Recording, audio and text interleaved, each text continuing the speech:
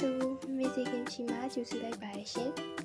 Mo AAD ma, Basa, and Sinta near the Ishida, that's why no missing kimchi with the dear like Mano. Missing kimchi masoe, dashing as a day, the power comes in Buddha, don't retire the child. Kanaku, the Asachi Sineku, Bamo Sibio. Asija, one pure, one man, Kanaku Ushin Bio.